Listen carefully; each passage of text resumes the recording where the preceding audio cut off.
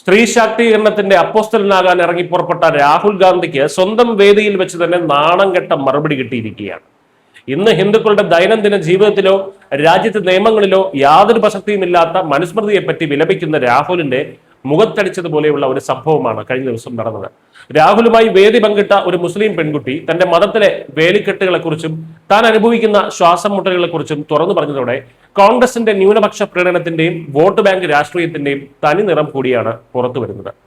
സ്ത്രീകൾക്ക് യാതൊരു സ്വാതന്ത്ര്യവും നൽകുന്നില്ല, അവർ പിതാവിന്റെയും ഭർത്താവിന്റെയും മക്കളുടെയും തണലിൽ കഴിയണമെന്നാണ് മനുസ്മൃതി പറയുന്നത് എന്നൊക്കെയായിരുന്നു രാഹുൽ ഗാന്ധിയുടെ വലിയ കണ്ടുപിടുത്തം. രാഹുലിന്റെ ഈ വേവലാതി കണ്ടാൽ തോന്നും മനുസ്മൃതി നോക്കിയാണ് നരേന്ദ്രമോദി രാജ്യത്ത് നിയമങ്ങൾ ഉണ്ടാക്കുന്നതെന്ന്. ഇന്ത്യയിലെ എത്ര ഹിന്ദുക്കൾ മനുസ്മൃതി കണ്ടിട്ടുണ്ടെന്നോ വായിച്ചിട്ടുണ്ടെന്നോ പോലും ഇദ്ദേഹത്തിന് അറിയില്ല. മുത്തലാഖ് പോലെയുള്ള ഗോത്രകാല പ്രാകൃത നിയമങ്ങൾ എടുത്തു കളഞ്ഞ് മുസ്ലിം സ്ത്രീകളുടെ ആത്മാഭിമാനം കാത്തതും പാർലമെന്റിൽ സ്ത്രീകൾക്ക് 33% സംവരണം കൊണ്ടുവരാനുള്ള ബിൽ അവതരിപ്പിച്ചതുമൊക്കെ മോദി സർക്കാരാണ്.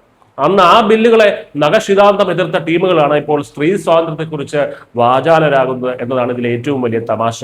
സനാതന ധർമ്മത്തെ കുറ്റം പറയുന്നതിനിടയിലാണ് സൈബർ സെക്യൂരിറ്റി വിദ്യാർത്ഥിനിയായ ഒരു മുസ്ലിം പെൺകുട്ടി രാഹുലിന്റെ വേദിയിൽ സംസാരിച്ചത്.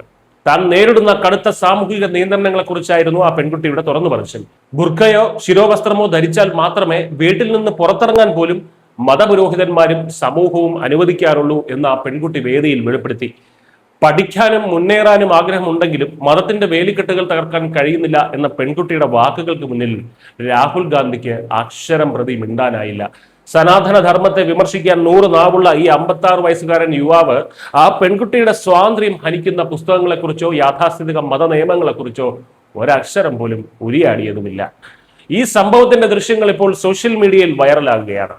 കോൺഗ്രസ് നേതാവിനോട് ജനങ്ങൾ ചോദിക്കുന്ന ചോദ്യം ഒന്നേ ഉള്ളൂ: ആ പെൺകുട്ടിയെ ചാക്കിൽ കയറ്റിയതും മനുസ്മൃതിയാണോ രാഹുലെ?